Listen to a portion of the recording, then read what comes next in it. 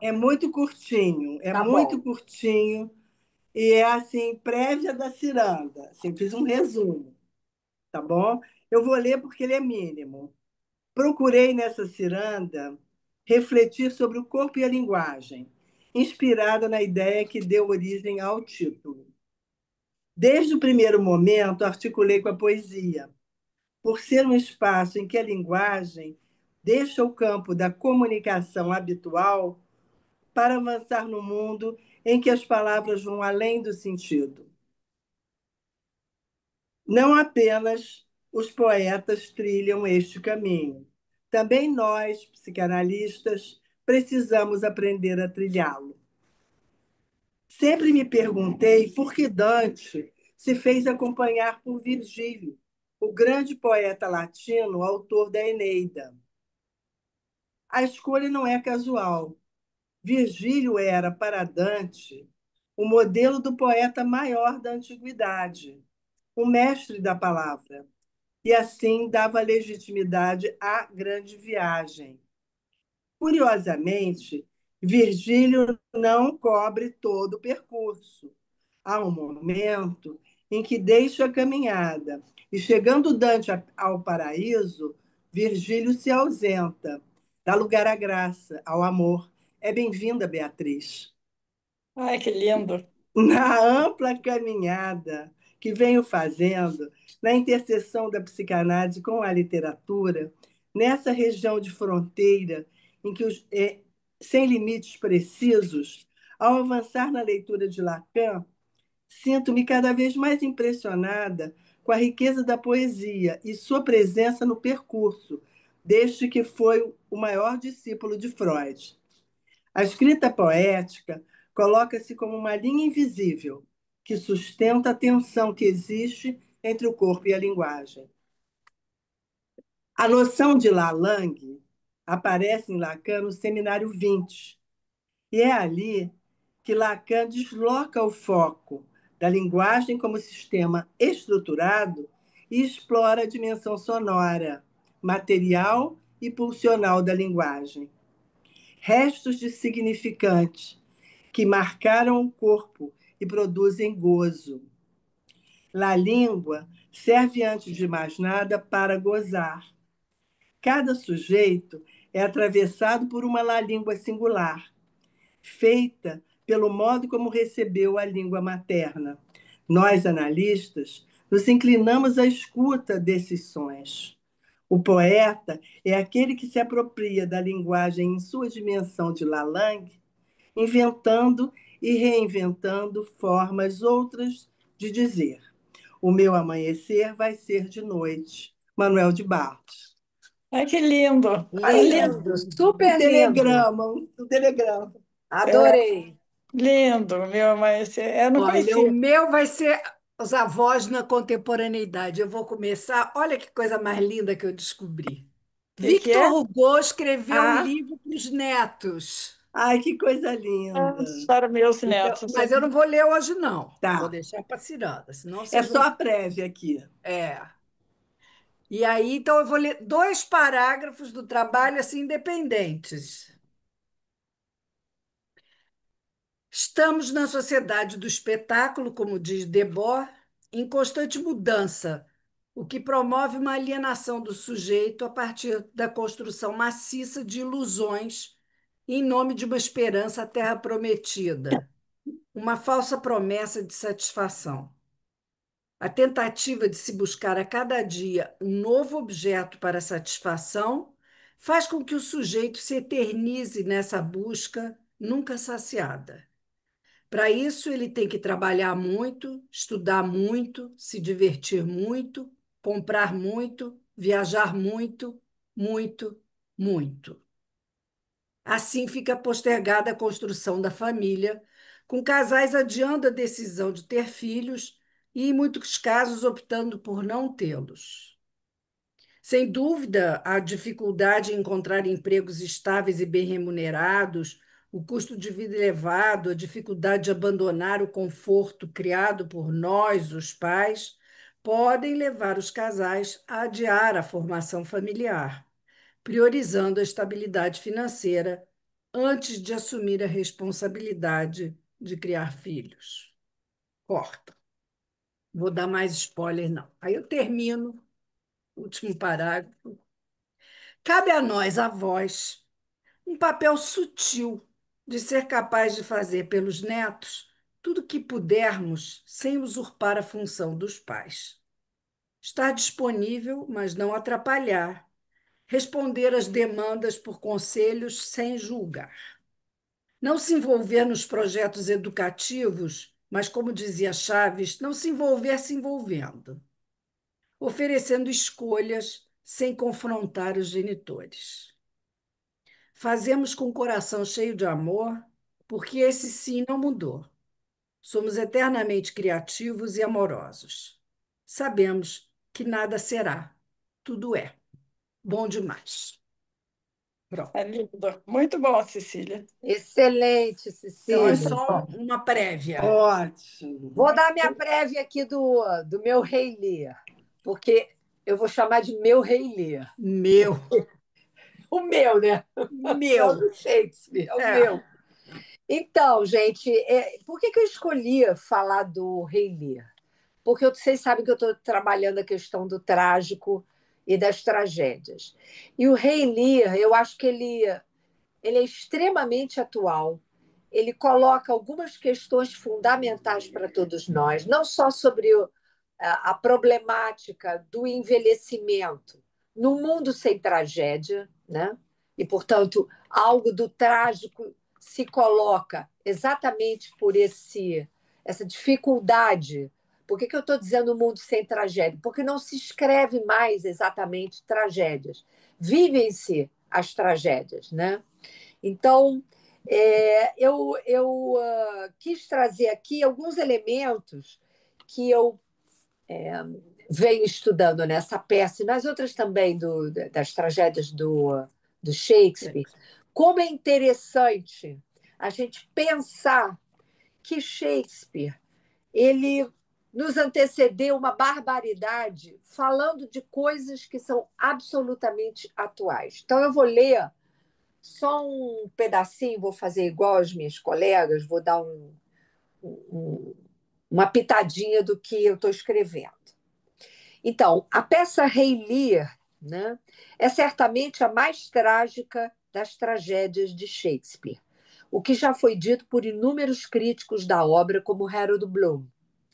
Pode-se dizer que o impasse sobre o dom é o ponto em torno do qual desenrola-se o enredo, porque o que eu vou mostrar para vocês é que toda a questão da dádiva tem a ver com uma posição paterna por excelência. Um pai é aquele que dá sem esperar em troca, senão que os filhos façam bom proveito disso que lhes é oferecido, né? E não é o que vai acontecer aqui nessa peça. E vocês vão entender por quê. Um velho rei, chegado aos seus 80 anos e cansado de suportar o poder soberano sobre o qual repousa todo o seu valor, toma uma decisão intempestiva: transferir às 3 filhas todas as responsabilidades que lhe cabiam como governante, mas pretendendo manter sua posição de rei, além de alguns privilégios. E essa questão das 3 filhas essa questão vai se colocar também a propósito do Mercador de Veneza, a história dos 3 cofres, que é um texto de 1913 que o Freud trabalha. É interessante porque ele vai falar do terceiro excluído, ele vai falar dessa posição terceira, que é a posição do pai na relação dual mãe e filho. Mas, enfim, isso vai ficar para mais tarde, porque eu ainda não desenvolvi exatamente essa parte, né? Bom, eu acho que vocês conhecem a história, né? Então, o pensamento do Lear é um pensamento louco. Qual? De que ele poderia viver sem compromissos, na liberdade de gozar a vida e, ao mesmo tempo, ser amado e respeitado pela dádiva concedida às filhas. Foi a desmedida essa que o destruiu. Ele achar isso. E não esqueçamos que aqui a dádiva é símbolo de uma ausência que habita a presença de Lear e os presentes, né? Em retorno, ao invés de agradecimento e amor incondicional de seus rebeldes, ele recebe a ingratidão, o caos e, por fim, a morte. Podemos dizer que Lear talvez quisesse retomar o tempo da infância. A criança que fora, sem responsabilidades, entregue ao prazer de se saber amado e festejado, alheio à realidade. Lear é um velho cujo objeto dádiva é o espelho do seu poder. Entretanto, não quer ou não pode separar-se de sua soberania. Com isso, suas filhas e todo o entorno vêm-se aprisionados numa espécie de armadilha, onde a raiva é o afeto que inconscientemente habita cada um dos envolvidos. Lear quer apenas usufruir da soberania que transmitiu, sem o compromisso e a responsabilidade da realidade que cabe a quem governa. Todos lhe devem esse privilégio. E aí a questão da dívida também comparece aqui.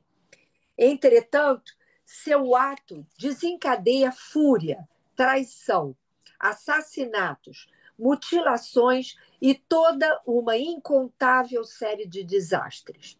A natureza, tão incensada pelo próprio rei no começo do texto, vai se manifestando como incontrolável e reativa, na medida do imprevisível causado pela ação do velho rei junto às filhas.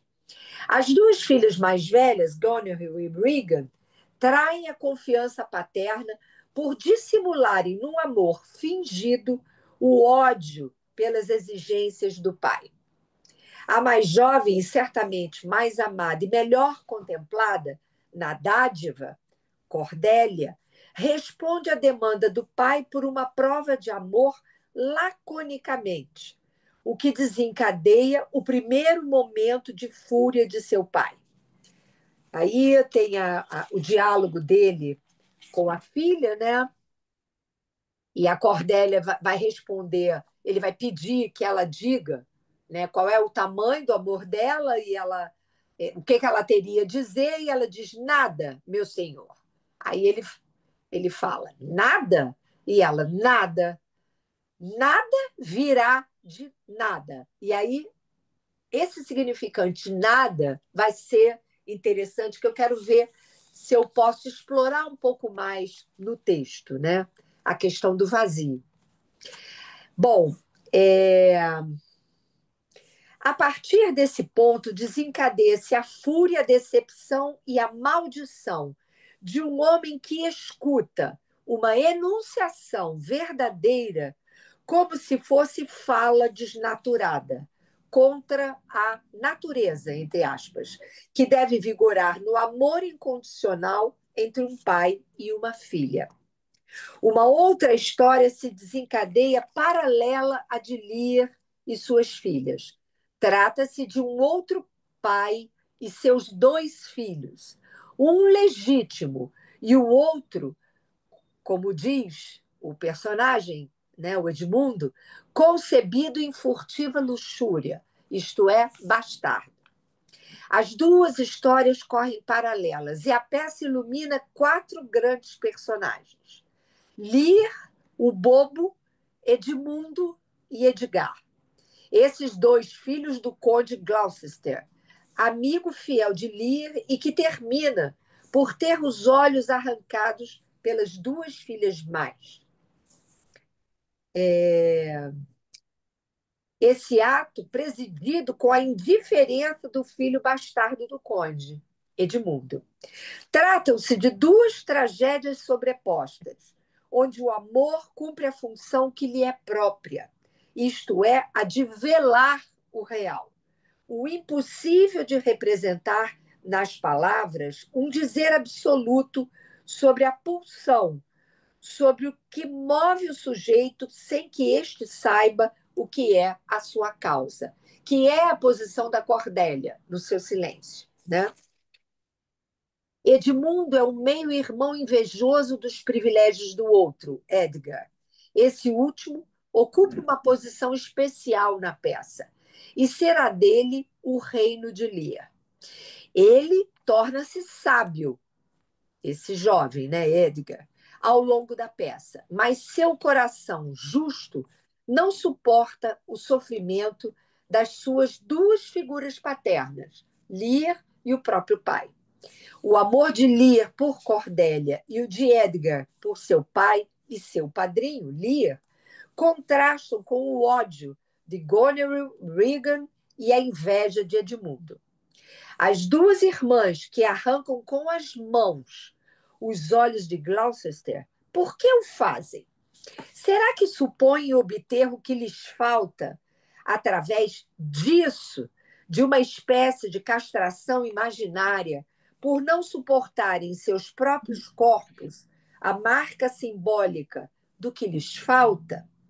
Não foram elas agraciadas pelo amor do pai, mas por seu dever como pai. Esse pequeno detalhe talvez seja a causa da inveja. Esta uma paixão da alteridade é a raiva de precisar à guisa de objeto de valor, passar pelo outro que realmente o possui.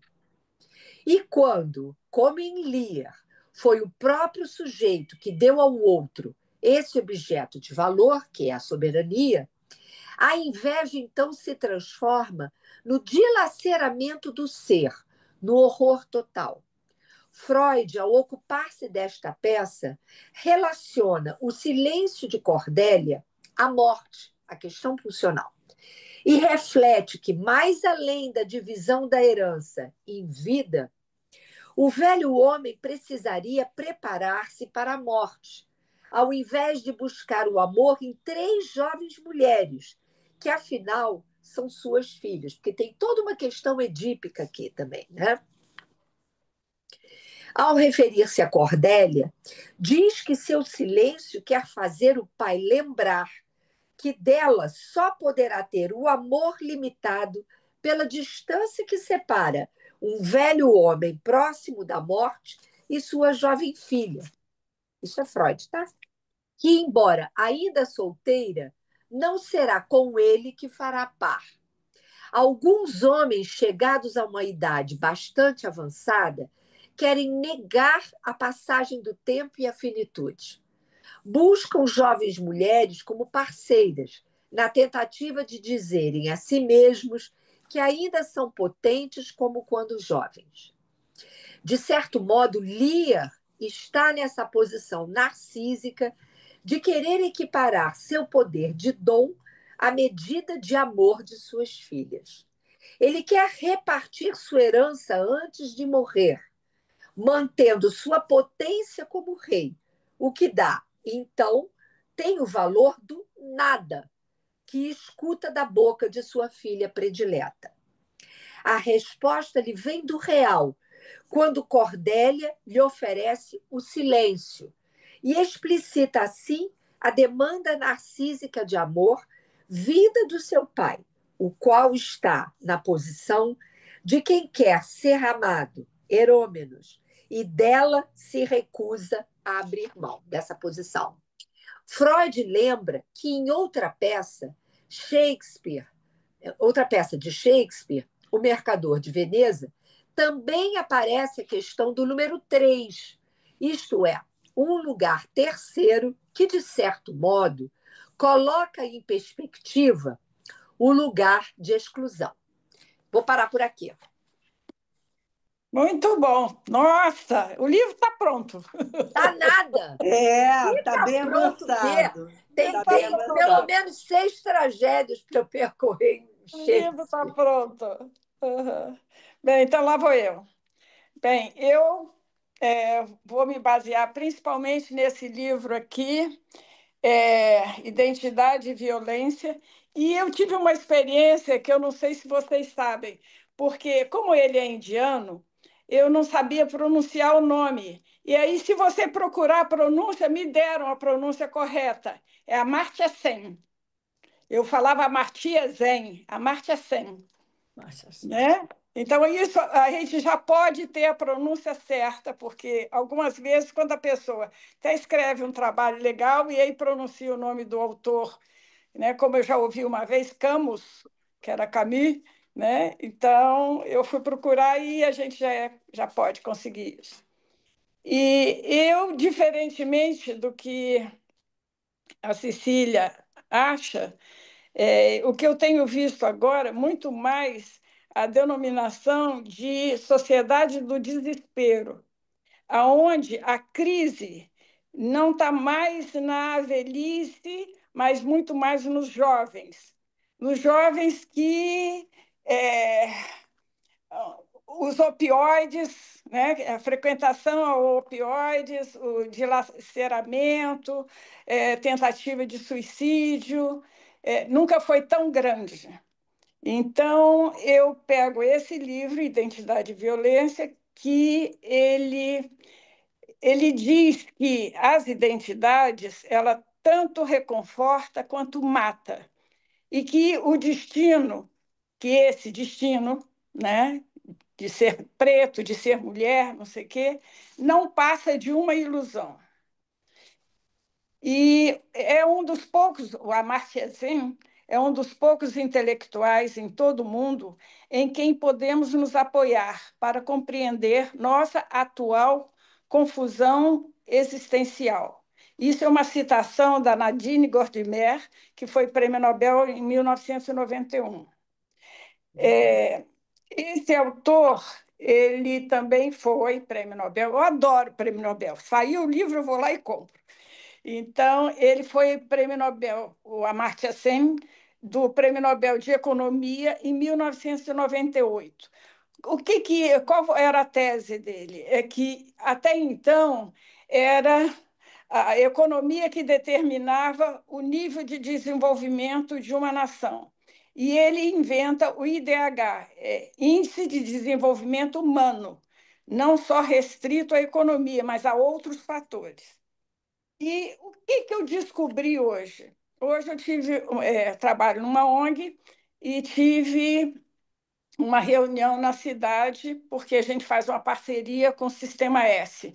Então, era o SENAC e SESC. E o que eu descobri? Fiquei estarrecida e trouxe para vocês. Que existe um aplicativo que chama Discord. Esse aplicativo é popular entre os jovens e tem conteúdos que fazem apologia do racismo, do nazismo, da pedofilia e da exploração sexual. E ele oferece um chat de voz, tem texto, tem vídeo, e é bastante utilizado pelos jovens que gostam de games, né, para se comunicar com amigos, né? E o aplicativo também vem sendo usado por criminosos para circular conteúdos violentos. E aí, eu conversando com essa pessoa que também trabalha lá na Ser Cidadão, disse assim: o que tem viralizado nessa plataforma? Você mata um gato, estribucha, você se corta, você faz uma tentativa de suicídio, e isso dá um enorme número de seguidores.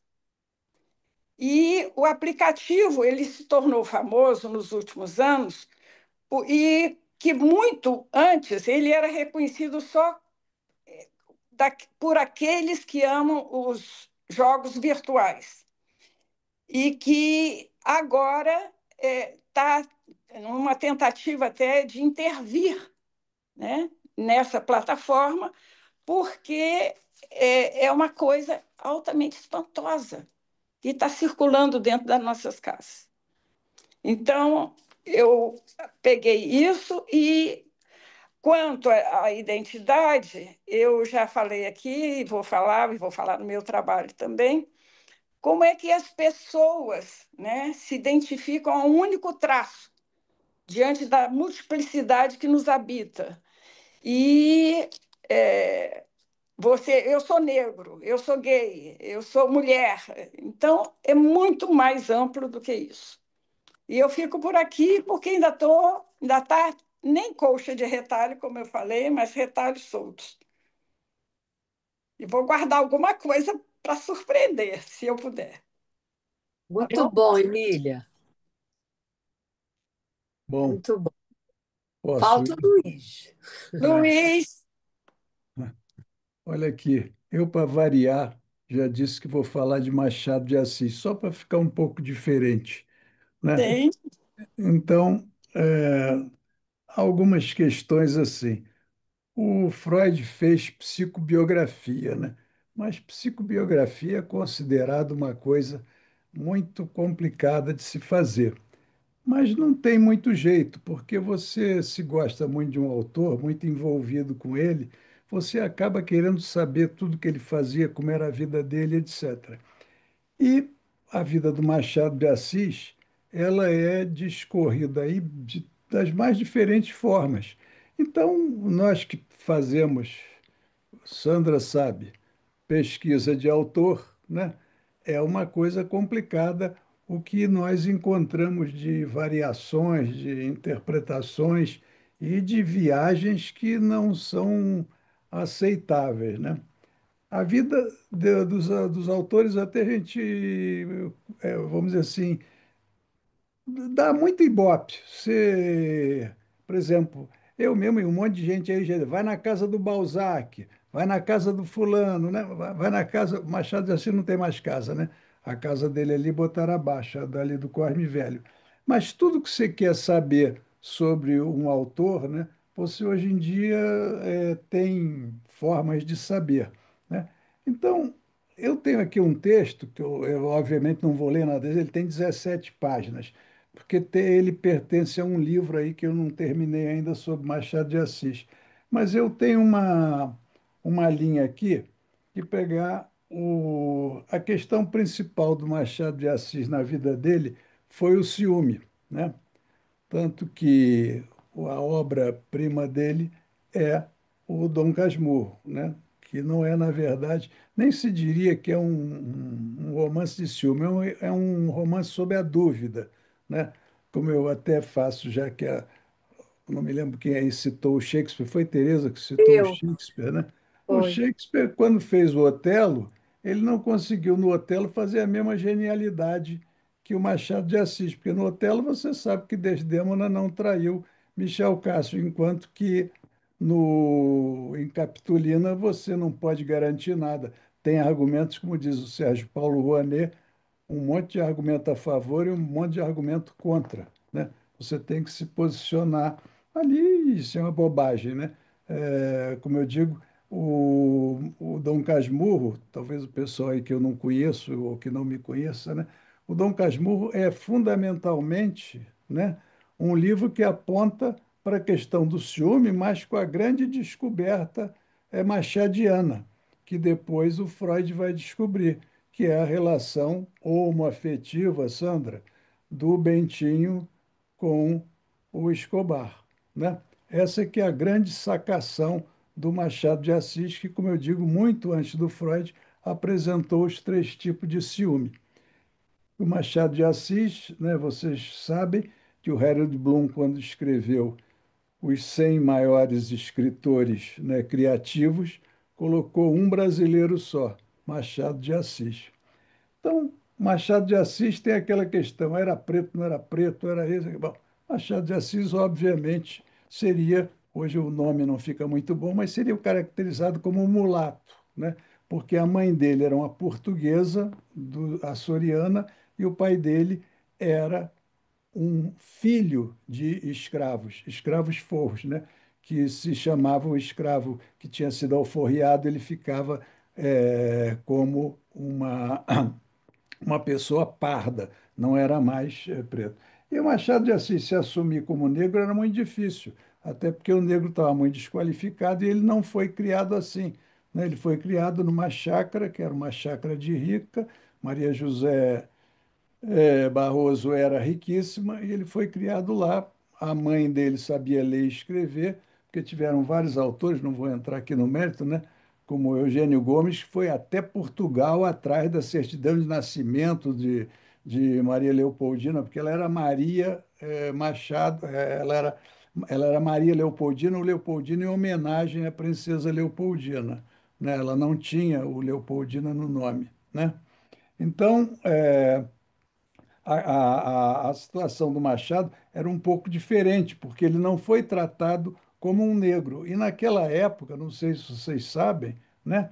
Mas você ser negro era uma coisa horrível, porque se vocês já estudaram Lauretino Gomes ou outros aí, um escravo durava até, naquele trabalho pesado e tal, ele durava até mais ou menos uns 30 anos. Depois disso, ele não conseguia mais andar, não fazer nada, virava um traste, coitado, e era largado para lá, era uma coisa terrível, né? Então, ele não se considerava assim, o pai dele também, curiosamente, sabia ler e escrever, porque vamos dizer assim, assinante do Lammert, né? Bom, então Machado de Assis, até os 30 anos, nunca tinha casado, até porque para você casar você tinha que fazer uma proposta a uma moça. E talvez a hipótese, ele se sentindo não muito branco, não seria bem aceito numa, numa casa para se candidatar a um noivado e futuro casamento com uma moça branca. Daí é que ele conheceu, vou só resumir, quando Carolina chegou, é, ele conheceu Carolina quando encontrou Arthur Napoleão, foi quem trouxe Carolina, e aí tem a história, Carolina veio por causa de um problema em Portugal, né? O problema em Portugal, que é interessante hoje, porque hoje tem a questão de Carolina, que eu vou só dizer aqui rapidamente. O maior biógrafo do Machado de Assis é um francês, Jean-Michel Massat, mas que só escreveu até a juventude de Machado de Assis, até o casamento ele escreveu, depois não escreveu mais nada, brigou na Academia Brasileira de Letras, etc. Mas é muito interessante ver só a questão do Machado de Assis, de qualquer maneira, foi um homem do seu tempo. Foi um homem que teve suas limitações físicas, etc. Ele se casou com Carolina, como toda a gente sabe.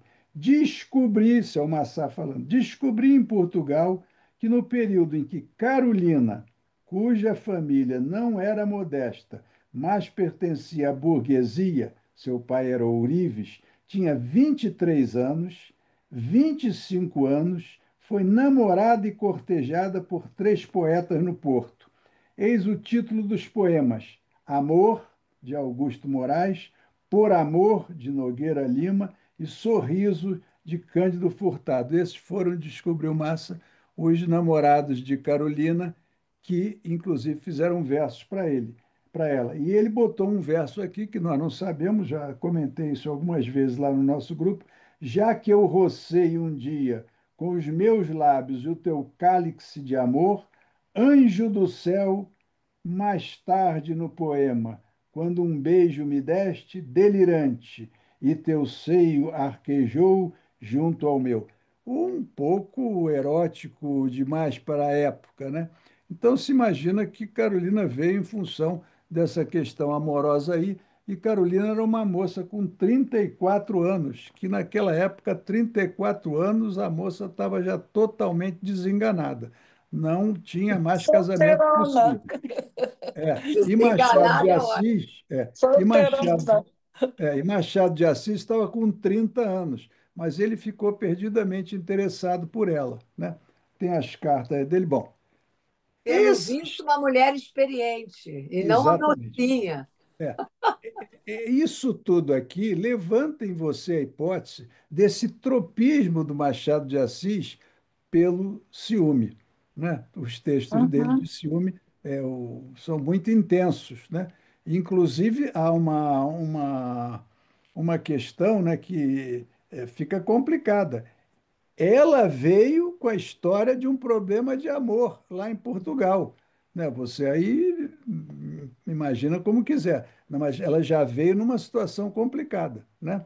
Claro que tem um monte de equívocos aí de que a mãe dele era uma lavadeira e tal, e que aí a Carolina também. Pô, tem um monte de coisa que não é exatamente assim, mas o que nos importa é isso. Machado de Assis, possivelmente com essa história de Carolina, ficou sempre um pouco enrolado por isso, né? E na leitura, né, das duas únicas cartas que existem sobre dele, dirigida a Carolina, que foi tudo queimado, né? Ele diz que ele valoriza muito ela porque ele sabe que ela sofreu por amor, né? Mas esta foi a situação, né? Eu estou resumindo aqui rapidamente, até para dizer, possivelmente Machado de Assis se casou com uma moça que na época não seria uma moça recomendável, até porque talvez, né, pudesse ser negro. Mas ele nunca se situou assim. Agora, também não é verdade que ele nunca se posicionou contra a escravatura. O poema Sabina é um poema muito bonito, grande, e é um poema, obviamente, contra a escravatura, né? E Machado de Assis tem alguns textos em que ele, como pai contra a mãe e tal, que são textos flagrantemente anti, quer dizer, antes da abolição e anti a escravatura, né? Não é esse isentão como alguns pensam, é só você pesquisar um pouco mais a questão, né? Inclusive, ele escreveu um poeminha no 13 de maio, um poeminha de 4 linhas, né? Mas escreveu. E quando? Não sei se vocês sabem, mas em 1871 foi quando houve a Lei do Ventre Livre. A Lei do Ventre Livre, Machado de Assis teve um cargo altíssimo no Ministério da Agricultura, Aviação e Obras Públicas, que era a Secretaria de Estado da Agricultura, de Obras Públicas e da Aviação, né? Era mais ou menos isso. E ele era assim, o vice-diretor e ele era quem controlava a lei do ventre livre, porque você, quando nascia um neném lá na tua fazenda, você tinha que, se tivesse recurso, você cuidava dele, não podia ser como escravo. Se não tivesse recurso, você passava essa criança para o governo, né? Em 1871, foi o Zé Maria Paranhos, que era o Visconde do Rio Branco, que assinou essa lei. E tem uma carta do Machado de Assis cumprimentando ele, porque primeiro foi o ventre livre, depois foi o sexagenário e depois é que foi a Lei Áurea. Tem o Machado de Assis, tem, porque depois que o nosso amigo Sérgio Paulo Rouanet compilou 5 volumes da toda a correspondência do Machado de Assis, né, você sabe que a carta está lá, né? Ele cumprimentando o ministro em função disso, né? É mais ou menos isso que eu gosto, às vezes, de esclarecer, porque eu penso assim, nesse ponto eu sou totalmente freudiano. O Freud disse que, vou repetir o meu mantra, que os escritores criativos são, né, os responsáveis pelo quê? Pela ciência e pela psicologia científica, né? Então, o que é que nós fazemos? Temos que ler, né, esses autores. E como Machado de Assis é uma sua excepcional, está muito à mão. Eu posso até dizer que eu olho o pessoal todo que entra, né, naquela questão lá que eu botei naquela ficha de entrada, quais os livros que leram, né? Alguns até chegam ao cúmulo de me botar livro técnico, mas não, qual é o autor, né? É romance, né? E eu sempre vejo os machadianos lá, se existem. O livro que tem normalmente é Dom Casmurro, Quincas Borba e Memórias Póstumas. E não é em grande escala, não. Agora, eu sempre incentivo os novos, porque eu já estou velho, cara, os novos a lerem Machado de Assis, porque vão aprender muito sobre a vida psíquica do ser humano. Eu uso essa expressão, Machado de Assis é mundo psíquico na veia, né? Então, eu convido vocês a pensarem em ler um pouco mais o nosso Machado de Assis. Muito obrigado, desculpe, falei demais, era para falar. Ah, não falou demais, não. Não, tá ótimo. Muito bom. Muito Eu acho bom. que tem uma questão assim que perpassa, né? Eu acho as exposições que vocês fizeram, que eu fiz também, que a gente vem fazendo durante esse ano todo, que é como se escreve no corpo, na materialidade do corpo, né? Toda a ordem significante que tem a ver com a linguagem, né? A Sim, linguagem, os discursos eles perpassam o corpo, tanto o corpo físico quanto o corpo de linguagem, né? Então, Posso falar o meu resumo? Dá tempo? dá tempo. Então, eu vou falar sobre o heteronômio do Fernando Pessoa, que é o único feminino que ele tem. Dos mais de 70. Então, é Maria José, o corpo e o falacer na heteronímia de pessoa. E aí, eu, eu vou só fazer um resuminho, tá? Porque ainda não está fechado, ainda não está pronto. Já que a ser, mas não é idêntico a si mesmo, nenhum, nem substancial, material ou tridimensional, mas apenas como criação da linguagem. Essa é uma citação do Lacan, que ele, na minha opinião, aponta para é o que o ser não é prévio na linguagem, mas sim efeito de linguagem, naquilo que pode ser entendido como fala-ser. Fernando Pessoa, na grande tapeçaria de identidades que revelam seus heterônimos, cada qual um universo à parte. Dentre eles sobressai Maria José, o único fio feminino a tecer a singularidade do poeta. Emerge como uma figura tocante pela sua reclusão e pelo seu desejo contido. Sua existência, marcada pela corcunda e pela janela que a confina, ecoa com uma profundidade surpreendente o conceito lacaniano de o ser falante, intrinsecamente ligado à linguagem, mas irremediadamente dividido e marcado pela falta. Maria José, a corcunda que observa o mundo de sua janela, personifica a condição desse ser de linguagem, que se constitui e se aliena no discurso. Seu corpo, uma prisão visível, espelha a fragmentação do sujeito, dilacerado entre o que é e o que poderia ser. Através de seu olhar, que tudo abraça e nada alcança, vislumbramos o desejo em sua forma mais pura e dolorosa, um anseio por conexão, por ser vista e reconhecida, que se choca com os limites intransponíveis de sua realidade. A carta inacabada, depositada no peito como um segredo íntimo, não enviada, mas escrita em ânsia de ser, torna-se o testemunho pungente de uma existência que pulsa na linguagem, mesmo quando silenciada pelo mundo. A relação platônica com o serralheiro, objeto de um amor impossível, desdobra-se como um espelho na dinâmica lacaniana do desejo, sempre em busca de um oco que a linguagem jamais preenche por completo. Maria José, em sua solidão, é a personificação da tentativa do falacer de dar contorno ao seu sofrimento, de esculpir seu ser nas palavras que escapam de um lugar de dor e de impossibilidade. Sua escrita é um ato de fé na própria existência. É a manifestação da voz que, mesmo velada, clama por um lugar no mundo, um eco da mais íntima condição humana.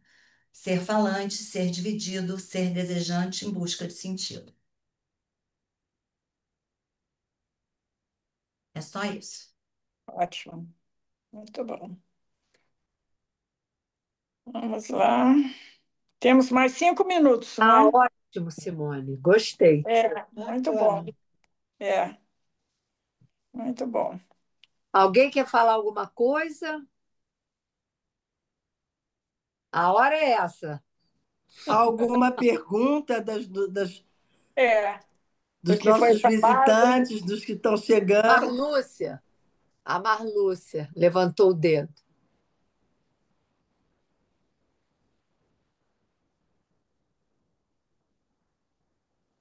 Abre o seu áudio aí. Está fechado o seu microfone, Marlúcia. Agora está melhor? Agora a gente ouve. Não, é só uma pergunta. O que é que tem um corpo e não existe?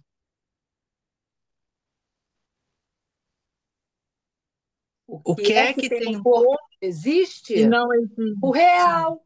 O real faz corpo, mas ele não existe. É engraçado, eu encontrei na internet a resposta o outro, cujo corpo Então, simbólico é Bem, é o constituído de real. linguagem. exatamente, o real. O real tem Ah. corpo e não existe. É isso mesmo. E dessa maneira, só quem tem acesso à linguagem tem um corpo, Uhum. né? Sim, Eu achei interessante. sim. Muito bom. É porque o Obrigada. outro não existe, né? O É. outro é uma ficção É. do sujeito para que, assim, eu penso assim, para que ele possa, em algum momento, dialogar com ele mesmo. Ele inventa, né, um outro porque ele não suporta a sua própria solidão. Então, ele cria um eco, digamos assim. Falar nisso, tem esse filme que é muito interessante, né? Que é aquele filme dos cavalos, que o personagem cega os cavalos. Ele cuidava dos cavalos, era apaixonado pelos cavalos, ele cega os cavalos. Como é que era o nome desse filme? Eu não vi esse filme, Tereza. Ah, viu? Todo mundo viu esse filme, super badalado, antigo, Não, não antigo, vi, antigo. não vi. O personagem. Sobre o nome.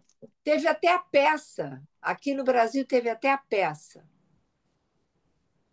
Não. Não é Quem o é que Saramago, não, né? olha que eu Você não sou está falando filósofa, ensaio mas eu sobre não a tô lembrando. cegueira, né?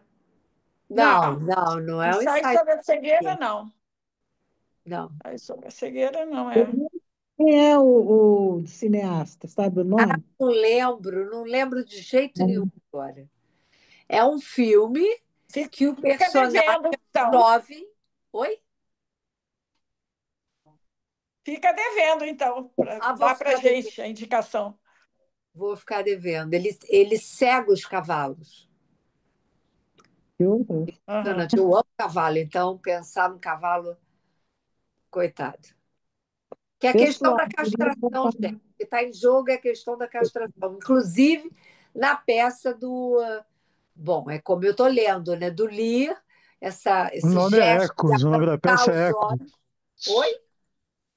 O nome da peça é Ecos, Ecos, pois cavalos. é, isso Ecos mesmo. em latim. Uhum. Ah, Eu acho que é É. isso mesmo, ecos. Ah, é curso.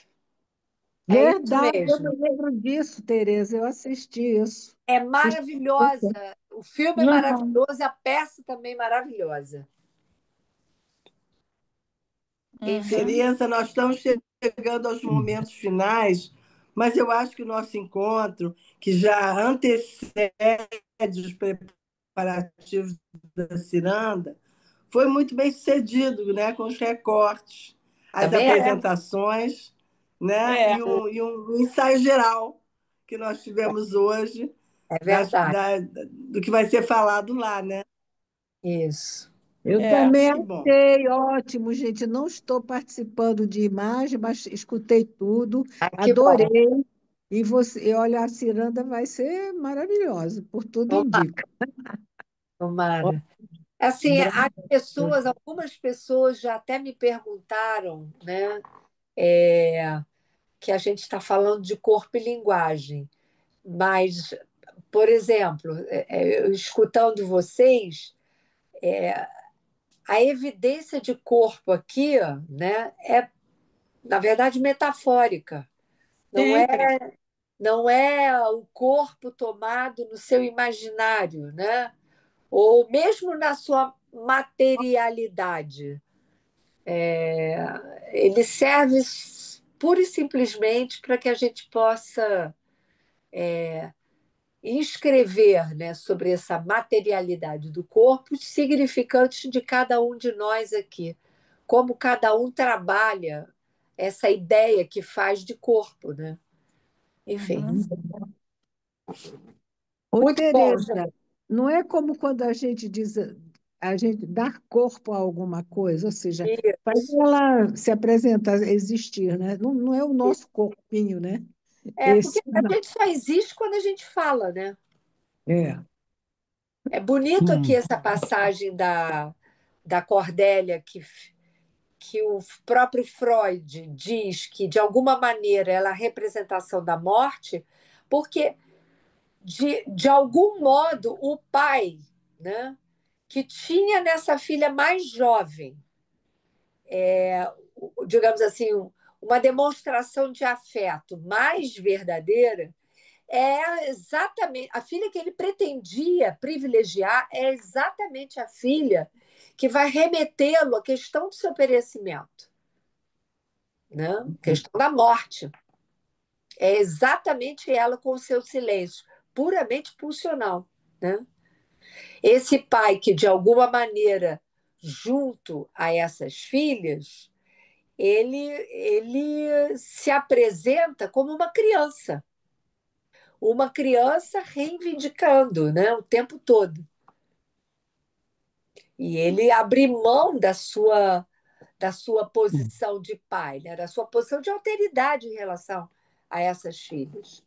Muito impressionante. Ele quer provas de amor. Enfim. Aí, será que no momento que a gente vive, né, de alguma maneira, isso me ocorreu agora, essa fragilidade, né, na efetividade da função paterna, tem alguma coisa a ver com a dificuldade das pessoas lidarem com o envelhecimento? Me ocorreu isso agora, eu não tinha pensado nisso. Tereza, haveria ainda a possibilidade de colocar uma questão? Claro. Uma questão em relação à sua colocação. Seria o seguinte, a Cordélia, na medida em que ela diz, não, nada, eu não falo nada, ela deixa de ser uma muda, uma calada, uma silenciosa, não? Ela está dizendo algo, afirmando algo, né?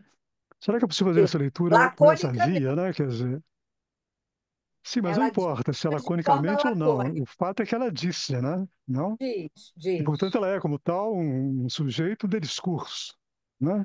Sim, sim. Talvez fosse possível ler por aí, né? Quer dizer, ao invés de fazer dela uma representante da morte, etc., representante da vida dizente, da vida falante, como todos nós, no caso, não? Porque ela diz, nada, não Aí vou não. dizer Eu não nada. penso O por fato aí, é não. esse, né? Não, eu não penso Hum, assim.